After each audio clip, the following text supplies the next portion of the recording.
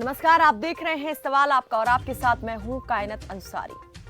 महिला सुरक्षा को लेकर सरकारें बड़े बड़े दावे करती हैं, लेकिन बेखौफ होते अपराधी और बेलगाम होता अपराध हर बार ऐसे दावों की पोल खोल देता है। कानून व्यवस्था कितनी चुस्त दुरुस्त है, इस बात का सारा दारोमदार सरकारों की सख्ती और पुलिस प्रशासन की कार्यशैली पर निर्भर करता है।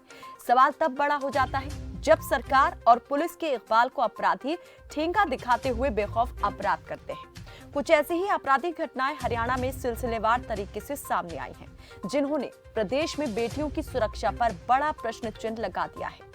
फरीदाबाद के बल्लभगढ़ में कॉलेज से पेपर देकर निकली छात्रा की पहले अपहरण की कोशिश और फिर नाकाम होने पर गोली मारकर हत्या की घटना ने सवालों की झड़ी लगा दी है। वहीं पानीपत से आई एक और खौफनाक खबर ने दिलों को दहला दिया। यहां 35 वर्षीय महिला पर हुए एसिड अटैक ने कानून व्यवस्था को सवालों में ला दिया है। देशराज कॉलोनी में बाइक सवार 2 युवकों ने महिला पर एसिड फेंका और मौके से फरार हो गए। महिला की हालत गंभीर है। इन 2 घटनाओं ने महिला सुरक्षा को लेकर किए जाने वाले सरकार के दावों और पुलिस की कार्यशैली दोनों पर ही सवाल खड़े कर दिए हैं। तो आज एक बार फिर से हम बात करेंगे महिला सुरक्षा को लेकर सरकार और पुलिस के दावों की और फेल होती हुई व्यवस्था की। सवालों पर नजर डाल लेते हैं, उसके बाद करेंगे जो जानकार हैं उनसे इस पर बातचीत। तो बेटियों की सुरक्षा क्या है राम भरोसे? बल्लभगढ़ छात्रा की हत्या के लिए कौन जिम्मेदार? अपराध के खिलाफ सरकार और पुलिस प्रशासन कितना सख्त? पानीपत में महिला पर एसिड फेंकने वाले मंचलों के हौसले कैसे हुए इतने बुलंद? अपराधियों के दिल में कानून का खौफ आखिर क्यों नहीं? तो नंबर आपको दिखा देते हैं, इन नंबर पर कॉल करके आप हमेशा की तरह हमारे साथ कार्यक्रम में जुड़ सकते हैं, अपनी बात, सुझाव, राय हम तक पहुंचा सकते हैं। क्या मानते हैं, क्यों आखिर इस तरह की घटनाएं जो हैं वो घट रही हैं? अपराधियों के दिल में कानून का खौफ क्यों नहीं है? पुलिस का डर क्यों नहीं है? आखिर दिन दहाड़े खुलेआम क्यों इस तरीके से अपराध की घटनाएं अंजाम दे दी जाती हैं? और क्यों नहीं अपराधियों को हो रहा है कानून का और पुलिस का खौफ? इसके लिए कौन है जिम्मेदार? बेटियों की आखिर कौन लेगा सुरक्षा की जिम्मेदारी? ये वो तमाम सवाल जो हर एक घटित होने वाली आपराधिक घटना के बाद उठते हैं। हम लगातार इनको लेकर सवाल भी पूछते हैं, लेकिन जिस तरीके से ये घटनाएं होती हैं उनको लेकर सरकार से सवाल पूछना बनता है। तो इस पर ज्यादा बातचीत करने के लिए हमारे साथ पूर्व डीजीपी पृथ्वी सिंह जुड़े हैं और संतोष दहिया, आप एक सामाजिक कार्यकर्ता हैं, आप भी हमारे साथ जुड़े हैं। बहुत स्वागत है आपका हमारे साथ इस चर्चा में जुड़ने के लिए। सबसे पहले जो पूर्व डीजीपी साहब हमारे साथ जुड़े हुए हैं पृथ्वी सिंह जी, उनसे मैं पूछना चाहूंगी सर, यहाँ पर आपने भी अपने कार्यकाल में देखा होगा, एक लंबा टाइम आपने गुजारा है सेवा के अंदर, पुलिस प्रशासन के अंदर आपने गुजारा।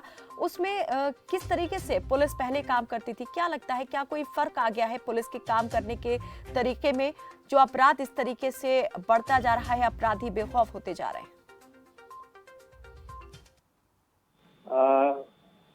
हमने 1987 में जब भारतीय पुलिस सेवा में पदार्पण किया था और जब हमारी ट्रेनिंग एक पुलिस स्टेशन में हुई थी, तो हमें जो अन्वेषण के अच्छे अच्छे गुण हमारे उस्तादों ने, यानी कि हमारे एसएचओ ने, जो एसएचओ साहब थे वहाँ पर जी, और डीएसपी साहब थे, उन्होंने हमको सिखाए थे।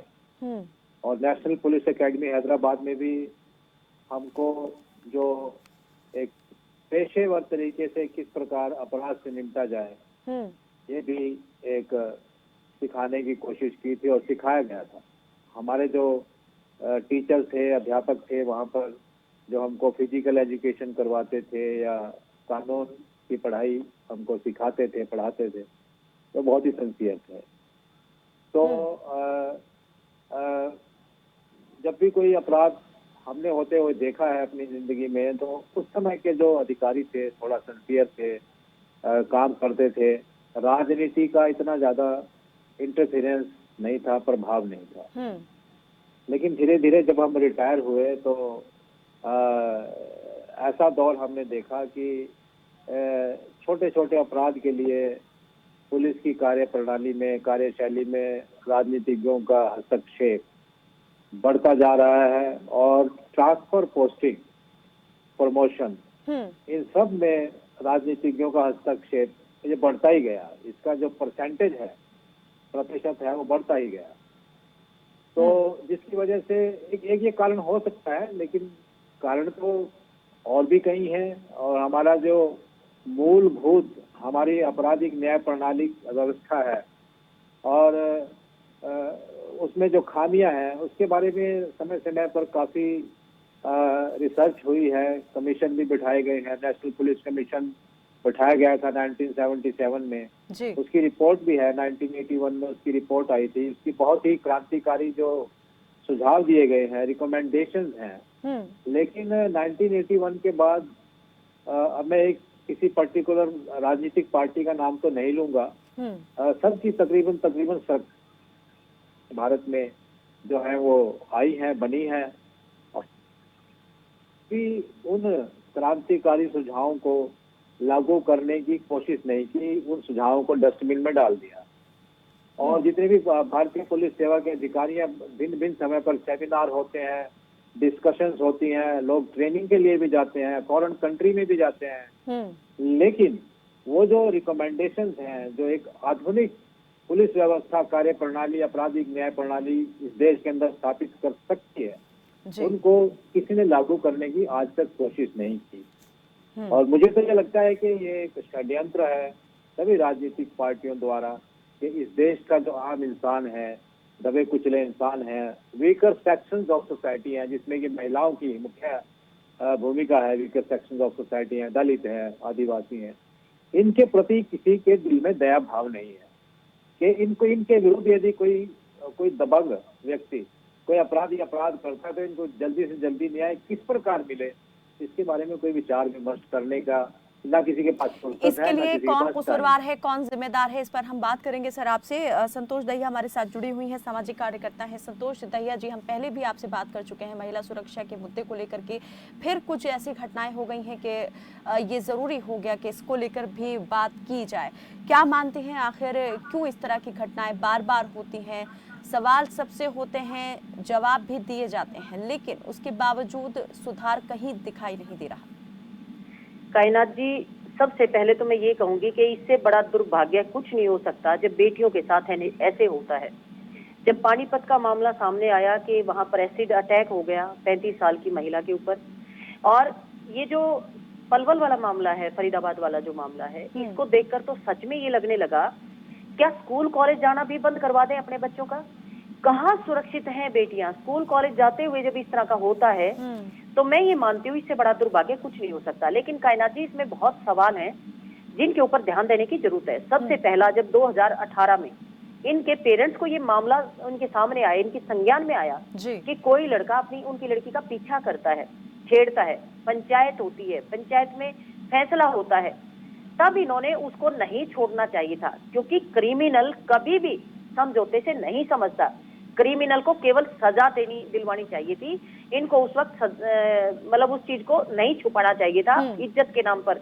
जो पेरेंट्स इज्जत के नाम पर अपनी बेटियों को, मैं कहूंगी, बलि का बकरा बनाते हैं, उन पेरेंट्स को समझना चाहिए कि उनको ऐसा नहीं करना चाहिए, क्योंकि क्राइम कभी भी उनकी इज्जत के नाम से नहीं रुकेगा, उनकी इज्जत के नाम से वो बढ़ेगा। उनको केवल सजा दिलानी चाहिए थी। दूसरी बात यह है कि जो लोग समझौता कराते हैं उन लोगों की अकाउंटेबिलिटी फिक्स होनी चाहिए। जो लोग बीच में जाते हैं पंचायती बनके, क्या उनकी पंचायत के फैसले का क्या फायदा जब उसके बाद वही आदमी, वही लड़का इतना बड़ा क्राइम कर देता है कि उस लड़की की हत्या ही कर देता है। ऐसे में उनकी भी अकाउंटेबिलिटी फिक्स होनी चाहिए। तीसरा, मैं ये मानती हूँ जिस एरिया में ये क्राइम होता है वहां उन पुलिस अधिकारियों की भी अकाउंटेबिलिटी फिक्स होनी चाहिए, क्योंकि उनको मालूम होता है कि क्रिमिनल इस वेशभूषा में कहां घूम रहे हैं। उनको तब पता होता है जब किसी बड़े आदमी के साथ कुछ होता है तो फटाक देसी उनको पकड़ लिया जाता है, लेकिन जब किसी गरीब के साथ होता है, किसी बेसहारा के साथ होता है, तो उनको कई महीनों तक कोई नहीं पकड़ता, ना ही उसकी तरफ कोई ध्यान देता है। उनको लगता है कि ये एक रूटीन की घटना है और हो गई है। और जिस तरह से स्टेटमेंट आती है पॉलिटिकल पार्टीज की, जब एक पार्टी अपने टेन्योर में किसी भी हत्या को या किसी बलात्कार को ये कहकर अपना पल्ला झाड़ दी कि हमारे राज में तो केवल इतना परसेंटेज है और फलानी पार्टी के राज में इतना परसेंटेज था, और वो कहते हैं कि नहीं बिल्कुल, नहीं यहाँ हमारे पर में इतना जैसे कि परसेंटेज है, अगर तुम्हारे हम में इतना हरियाणा की ही परसेंटेज बात था। कर ले तो यहाँ तो इस पर तरह की भी स्टेटमेंट जब क्राइम आती है रेट को कायनात लेकर जी, के गृह तो मंत्री सच अनिल में विज ये का बयान दुर्भाग्यपूर्ण सामने आया। है। और मैं ये मानती उन्होंने हूँ, कहा कि 6% जो क्राइम ग्राफ है वो यहाँ पर घटा है। इन घटनाओं के बाद जब उनसे कानून व्यवस्था को लेकर प्रतिक्रिया ली गई तो उनका ये कहना था, और साथ में ये भी कहा कि हर एक कायनात को जी, सुरक्षा जो है वो परसेंटेज नहीं दी जा सकती है। आएंगे कायनात संतोष जी। जी, जी जी परसेंटेज घटने की जहां तक ये स्टेटमेंट, मैं यही कह रही हूँ कि ये जो स्टेटमेंट आती है ये सबसे ज्यादा खतरनाक है, क्योंकि यहाँ ऐसा लगता है कि ये लोग केवल अपनी पार्टी को बचाने की बात करते हैं, ये बेटियों की सुरक्षा को लेकर सेंसिटिव नहीं है, संवेदनशील नहीं है। ये केवल अपनी पार्टी को बचाते हैं दूसरी पार्टी पर लांछन लगा के। इसलिए चलिए, मैं ये मानती एक हूँ कि इन दर्शक लोगों को जी इस बात से बचना चाहिए और इनको किस तरह से बेटियों को सुरक्षित रखा जा सकता है उस लाइन में काम करना चाहिए। जैसे मैं आपको बताना चाहूंगी, जब ये क्राइम लगातार बढ़ रहे हैं तो मुझे ऐसे लग रहा है कि कोई भी हमारी टोटली लोकतांत्रिक व्यवस्था का फेलियर मानती हूं मैं इसमें, चाहे वो कोई भी स्तंभ आप लगा लीजिए, मैं उन सब का फेलियर मानती हूँ। हमने ऐसे में क्या किया है, ग्रामीण स्तर में हम जा रहे हैं, क्योंकि गांव में कायनात जी अगर किसी के घर चोरी होती है तो सबको मालूम होता है कि फलाने चोरी की होगी, वो फलाना चोर है, क्योंकि गांव में सबको पता होता है किसका लड़का शरीफ है, किसका बदमाश है, किसकी लड़की ठीक है, किसकी गलत चल रही है, ये गांव में सबको पता होता है। हमने कमेटी बनानी शुरू कर दी है, गांव का सबसे बुजुर्ग आदमी, मेल भी और फीमेल भी, जिसमें युवा भी हैं, अधेड़ उम्र भी है, बच्चे भी हैं, हमने वो कमेटी बनानी शुरू कर दी है ताकि वो गांव में होने वाली घटनाओं के ऊपर नजर रख सके और इस तरह की घटनाओं को अंजाम तक ना जाने दे, क्योंकि कानून तब काम करता है जब घटनाएं हो चुकी होती हैं। हमने घटनाएं होने से संतोष जी, हम बात उन करेंगे इस पर कि ये बेटियों व्यवस्थाएं कैसे सुधर सकती हैं और कौन कौन अपनी जिम्मेदारी जो है इसमें निभा सकता है और किसकी भागीदारी से इस तरह की घटनाएं जो है वो कम हो सकती हैं। इस पर हम बात करेंगे। कुछ दर्शक जुड़े हैं हमारे साथ, नीरज जगाधरी से जुड़े हैं और करीम खान मध्य प्रदेश से हमारे साथ जुड़े हैं। नीरज, स्वागत है आपका, रखें अपनी बात। सबसे पहले तो मैडम मैं आपको और सामाजिक मैडम को और भाजपा सर को नमस्कार करता हूँ जी। मेरा भाजपा सर से सवाल है कि मैंने 4 महीने से अपनी बात रख रखी कि जो भी आता है आश्वासन देता है उसके बाद करता कुछ नहीं। मैं ये पूछना चाहता हूँ कि अगर ये इस मंच पे जो बोले सच बोले, झूठ ना बोले। मैं प्राइवेट कॉलेज में यमुनानगर के अंदर और चपरासी का काम करता हूँ, इसमें मेरा वेतन 8,000 से कम है। वहाँ की मैनेजमेंट का वेतन 2.5 लाख रुपए है, सुपरिटेंडेंट का वेतन 1 लाख रुपए है। नीरज, जो आप कहना चाहते हैं बिल्कुल हम समझ रहे हैं आपकी बात को, लेकिन आज जो है जो जिम्मेदार आपको जवाब दे सकते हैं इस मामले में वो हमारे साथ नहीं जुड़े हुए हैं। आज हम यहाँ पर कानून व्यवस्था को लेकर बात कर रहे हैं और जो विशेषज्ञ हैं, माहिर हैं इस मामले के, वो हमारे साथ जुड़े हुए हैं। पूर्व डीजीपी साहब हमारे साथ जुड़े हुए हैं, उनसे हम बात कर रहे हैं। मैडम, कानून व्यवस्था में मेरा ये कहना है कि जिस जिले में ये अपराध होता है तो वहाँ की पुलिस वालों को पता होता है, लेकिन वे कभी भी उन पे हम वो पकड़ते नहीं है उनको, क्योंकि जो पैसे वाला आदमी, पावरफुल वाला आदमी ऐसा काम करता है उनको वो छोड़ते हैं और गरीबों का साथ नहीं देते। इसमें सरकार ने कुछ सोचना चाहिए। चलिए, बहुत शुक्रिया नीरज। करीम खान हमारे साथ जुड़े हुए हैं मध्य प्रदेश से। स्वागत है आपका करीम जी, रखें अपनी बात। 2018 जी 2018 में जब कंप्लेंट हुई थी और वहाँ उसका समझौता किया गया कि सुनिश्चित करना चाहिए कि जब भी अपराधी को इस तरह का छोड़ने का प्रयास करेंगे उसका प्रोत्साहन बढ़ता है, वो आगे अपराध करने की फिर सोचता है। नेता इसमें दोषी हैं, प्रशासन को काम करने नहीं देते। और आज के मामले में किसी बड़े व्यक्ति के साथ में अगर ये घटना हुई रहती तो सब लोग खड़े हो जाते। इसी तरीके से जैसे सुशांत के लिए सारा हिंदुस्तान खड़ा है, वो दुखद घटना है। लेकिन क्या सुशांत एक ऐसा है जिससे कि आत्महत्या किया, उसका मर्डर हुआ है? ऐसे तो देश में 50 कैसे गरीब का भी कभी मामला उठाए तुमने? कभी गरीब का मामला नहीं उठाया जाता। गरीब के मामले में समझौता किया जाता है। समझौते की जो प्रक्रिया है ये गलत है। उसी वक्त उसको अगर सजा मिल जाती तो वो इतना दुस्साहस नहीं कर पाता कि वो दोबारा उस लड़की को छेड़ता। उन लड़कों को सख्त से सख्त सजा मिलनी चाहिए और इस प्रकार का क्राइम रोकने के लिए पुलिस प्रशासन को मजबूत करना चाहिए, ना कि नेता उस पर जाके दखलंदाजी करे। नेता की दखलंदाजी से ही पुलिस प्रशासन पंगु बना हुआ है। बहुत बहुत शुक्रिया करीम खान जी हमारे साथ कार्यक्रम में जुड़ने के लिए और अपनी बात यहाँ तक पहुँचाने के लिए। वेद प्रकाश जुड़े हैं चरखी दादरी से। स्वागत है आपका वेद प्रकाश जी, रखिए अपनी बात। कायनात जी, मैंने 2 दिन पहले एक बात कही थी, वो अब माननीय डीजीपी साहब ने भी उसकी तायद की है कि इस देश में एक बहुत बड़ा वीकर सेक्शन स्त्री और आदिवासियों का उन्होंने नाम लिया कि भाई उनके प्रति हमारा कहीं दया भाव नहीं है। और मैंने इस बात को एक अच्छे ढंग से कहा था, तो आपको याद होगा, चित्र 2 दिन पुरानी बात है, कि मानसिकता की सच्चाई ये है कि हम भारतीयों का दोहरा चरित्र है। हम भारतीयों का दोहरा चरित्र है। जितनी भी संस्कृति और धर्म की बात करते हैं वो एक्सप्लोटेशन के लिए उन चीजों का उपयोग किया जाता है।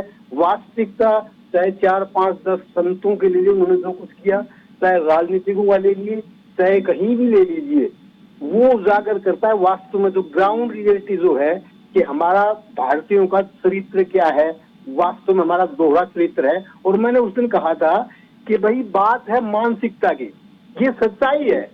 कोई अपवाद चाहे कुछ भी कहे, लेकिन मैं फिर भी ये कहूंगा 100% कि वो केवल कहने के लिए कहता है कि हमारी शूद्र, और मैंने 2 शब्द प्रयोग किए थे, शूद्र और स्त्री, डबल एस, एक है शूद्र के लिए, एक स्त्री के लिए।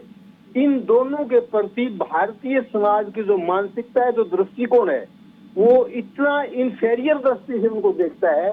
हम चाहे कुछ भी घर में बात करें, आज हमारी बहन चाहे कहीं सामाजिक संगठन के कहीं पे पहुंची है, लेकिन सच्चाई ये है कि मैं भी हरियाणा से हूँ कि गहराई से बात करेंगे तो परिवार का आदमी इस बात को सहन नहीं कर पा रहा है अंदर अंदर, चाहे वो बेशक इनको आजादी दे रहा है, कुछ भी दे रहा है, मैं उसके उदाहरण के रूप में दे रहा है। इन पर आक्षेप नहीं है, इनके बारे में बात नहीं है।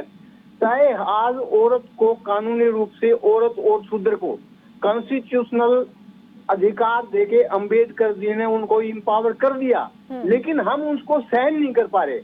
तो जब तक हमारी मानसिकता नहीं बदलेगी, ये हम प्रशासन, हम शासन में भी इसी समाज से निकल के जाते हैं, प्रशासन में भी इसी समाज से निकल के जाते हैं।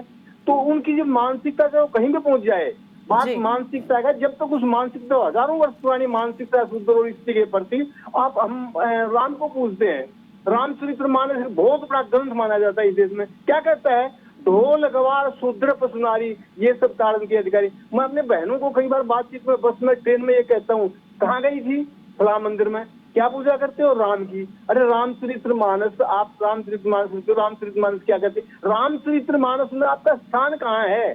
शूद्र और नारी का कहाँ स्थान है? इसी तरह मैं 4 वेद 6 शास्त्र, मैंने उस दिन भी कहा, 9 पुराण। बिल्कुल, आपके हिसाब से ये विचारों की लड़ाई है और जब तक विचार नहीं बदलेंगे ये चीजें बदलने वाली नहीं है। जी, बहुत बहुत शुक्रिया वेद प्रकाश जी हमारे साथ जुड़ने के लिए। सुनील कुमार महेंद्रगढ़ से हमारे साथ जुड़े हैं। स्वागत है आपका सुनील जी, रखें अपनी बात। नमस्कार जी। जी जी, मेरी है जी सुरक्षा सुरक्षा का नाम ये नहीं है। वाहन बेचे के साथ ज्यादा से ज्यादा छेड़खानी हो रही है।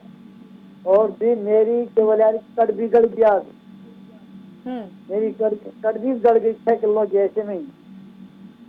तो जी इसको तो निकालो सनी। हाँ जी मेरे आज मेरी गड़ गया। सुनील जी, एक बार फिर से आप अपनी बात दोहराएं, हम सही समझ नहीं पाए।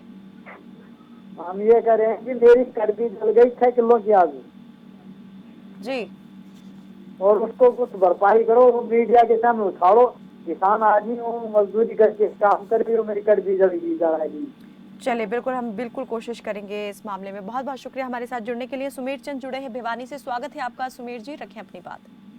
सोनीपत से, माफ कीजिएगा, सोनीपत से। जी, ऐसा हमारी एक कहावत है, चोर को नहीं मारे, चोर की माँ को मारे। ये जो रोजाना सिलसिला हो रहा है, लड़कियों का बलात्कार हो रहा है, कल तो मारी भी है, ये एक ही दिन में हो गया था क्या? ये वो लड़का लड़की जो भी थे, एक ही दिन में ऐसा प्रोग्राम बन गया था, शादी की प्रपोजल बन की थी। ये तो शुरू से चलता है, माँ ध्यान नहीं देती, ज्यादा मॉडर्न बन गए हैं। और ये मॉडर्न में तो फिर तो यही मिलेगा। हमारे संस्कार हैं, संस्कार बाजार में से मिलते हो तो सारे साहूकार ये सारे संस्कार खरीद ले अपने बच्चों के लिए। सही बात तो ये है कि बच्चों को संस्कार दो, बाजार में से नहीं मिलेंगे।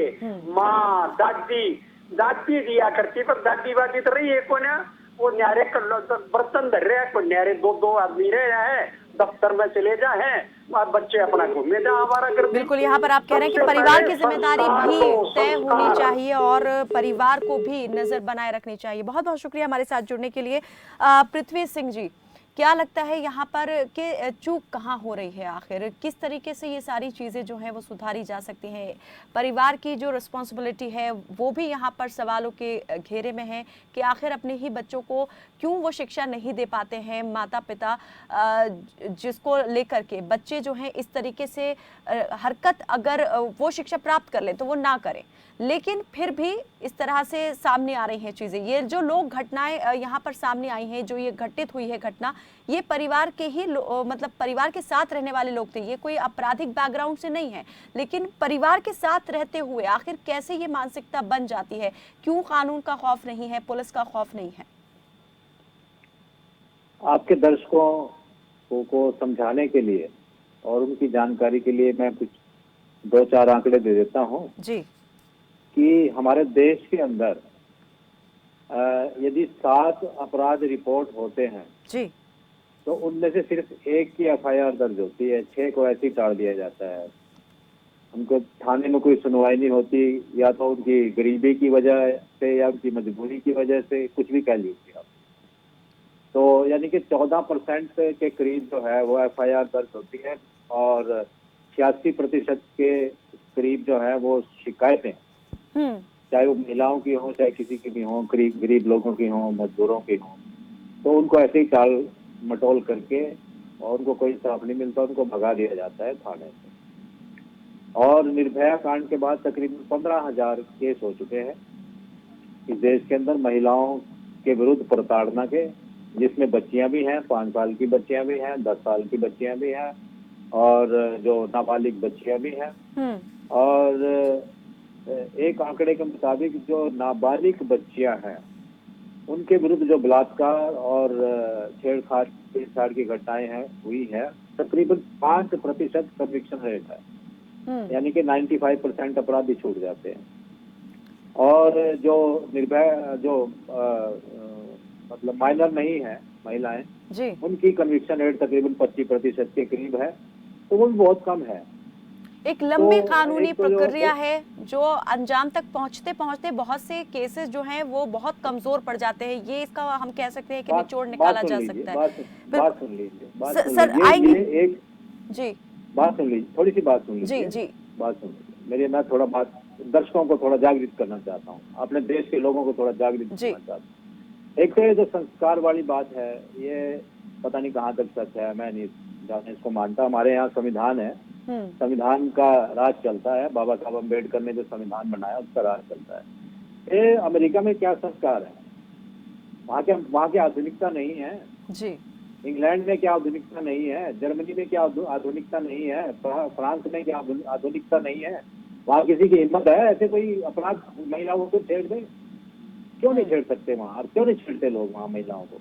और हमारे यहाँ के जितने भी राजनीतिज्ञ हैं, बड़े बड़े अधिकारी हैं, जो यहाँ पर रेड लाइट तक को रोक देते हैं जब उनको लागना होता है रेड लाइट से, वहाँ पे रेड लाइट पे 5-10 मिनट तक खड़े रहते हैं। किसी की हिम्मत नहीं है कि रेड लाइट क्रॉस कर ले। हैं?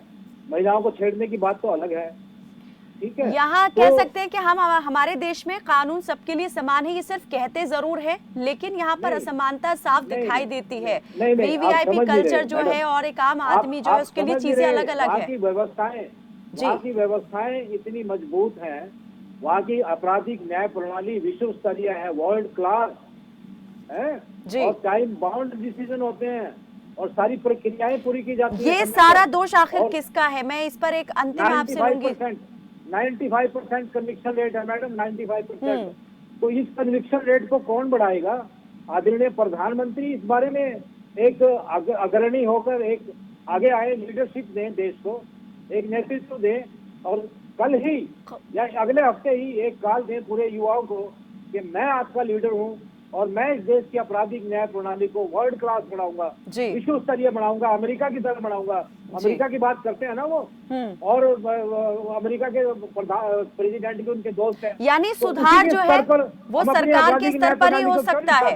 बिल्कुल, सरकारों के स्तर पर ही ये सुधार हो सकता है, लेकिन वहीं पर इच्छा शक्ति की कमी दिखाई देती है। बहुत बहुत शुक्रिया आप दोनों ही। जी, चुटकी में हो सकता है, चुटकी में, बिल्कुल चुटकी में हो सकता है, कोई इसमें बड़ी बात नहीं है। जी, ये कोई बड़ी बात नहीं है, लेकिन सबसे ज्यादा जो जरूरी है वो है इच्छा शक्ति, जो दिखाई नहीं देती है राजनीतिक पार्टियों में और सरकारों में। बहुत बहुत शुक्रिया आप दोनों ही मेहमानों का हमारे साथ इस कार्यक्रम में जुड़ने के लिए। तो महिला सुरक्षा को लेकर सरकारें बड़े बड़े दावे करती हैं। हरियाणा सरकार ने महिलाओं के खिलाफ होने वाले अपराध को कम करने के लिए महिला पुलिस थानों की स्थापना की। बेटी बचाओ बेटी पढ़ाओ मुहिम का आगाज भी इसी प्रदेश से हुआ था। लेकिन अगर इन सब कवायदों के बावजूद भी हरियाणा जैसे प्रदेश में महिलाओं के खिलाफ अपराध बढ़ रहा है, तो ये सरकार और पुलिस प्रशासन दोनों के लिए ही आत्ममंथन का विषय है कि आखिर चूक कहां हुई है। फिलहाल के लिए मेरे साथ बस इतना ही। आप देखते रहें खबर फास्ट। नमस्कार।